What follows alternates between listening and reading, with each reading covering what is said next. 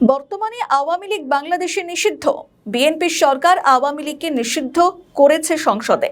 আওয়ামী লীগ নেত্রী বর্তমানে ভারতের আশ্রয় রয়েছেন। ভারত তাকে যথেষ্ট নজরদারিতে রাখছে। হাতে গোনা কয়েকজন ছাড়া নেত্রী দিল্লির কোথায় রয়েছে তা কেউ জানে না। আওয়ামী লীগ ক্ষমতায় থাকাকালীন ভারতের সঙ্গে নেত্রীর বন্ধুত্ব খুব ভালো, কিন্তু ইউনূস ক্ষমতায় আসার পর থেকে আওয়ামী লীগের সঙ্গে শুধুই খারাপ কাজ করে গিয়েছে, তাদের ক্ষতি করেছে। আওয়ামী লীগের নেত্রী এবং তাদের কর্মকর্তারা কিভাবে বর্তমানে বাংলাদেশে ফিরবে, এটাই এখন সবথেকে বড় প্রশ্ন। কাদের হাত ধরে তারা ফিরতে পারে?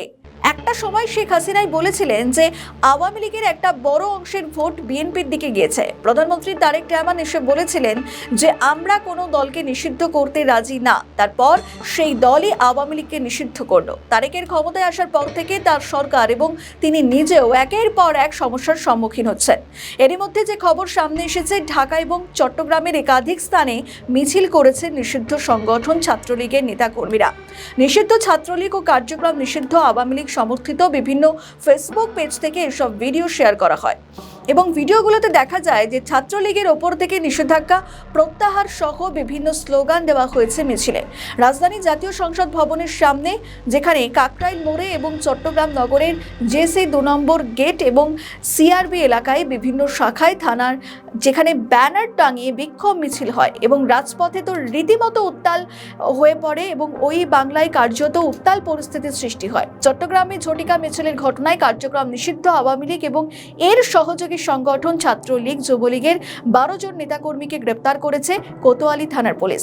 শুক্রবার মিছিলের পর থেকে শনিবার দুপুর পর্যন্ত বিভিন্ন স্থানে অভিযান চালিয়ে তাদের গ্রেপ্তার করা হয়।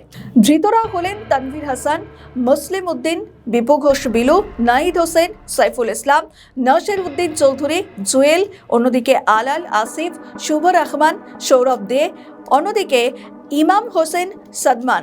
কোতোয়ালি থানার ভারপ্রাপ্ত কর্মকর্তা বলেন যে ধৃতদের বিরুদ্ধে সন্ত্রাস বিরোধী আইনে মামলা করা হয়েছে, পরে তাদের আদালতে পাঠানো হয়।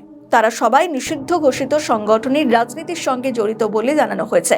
পুলিশের তরফ থেকে আওয়ামী লীগের ছাত্রদলের মুখে বারবার শোনা গিয়েছে যে তারা এরকম আরও মিছিল করবেন। পাশাপাশি বলেন যে খুব দ্রুতই আওয়ামী লীগ ফিরছে। পুলিশের তরফ থেকে বলা হয়েছে এই ঘটনায় আরও কারা কারা জড়িত রয়েছে সব বিষয় তদন্ত করা হয়েছে। এবং যে প্রশ্নটা সামনে আসছে, শুধুমাত্র মিছিল করার জন্য পুলিশ তাদেরকে কেন গ্রেপ্তার করলো? অত্যন্ত শান্তিপূর্ণভাবে মিছিল করা হয়েছে দাবি করা হয়েছে তাদের তরফ থেকে, নাকি বিএনপি সরকার শাসক দলের পুলিশ একের পর একজনকে গ্রেপ্তার করায় বিএনপি সরকার দেখতে চাইছে আর কত মিছিল স্লোগান দিতে পারে? ওপার বাংলার মানুষজন যেখানে বলছে বিএনপি সরকার ইউনূসের পথেই হাঁটছে। ইউনূস এখন 18 মাস ক্ষমতায় ছিল, আওয়ামী লীগের স্লোগান তোলায় প্রত্যেককে গ্রেপ্তার করেছে, আর সেই পথেই হাঁটছে কি বিএনপি সরকার?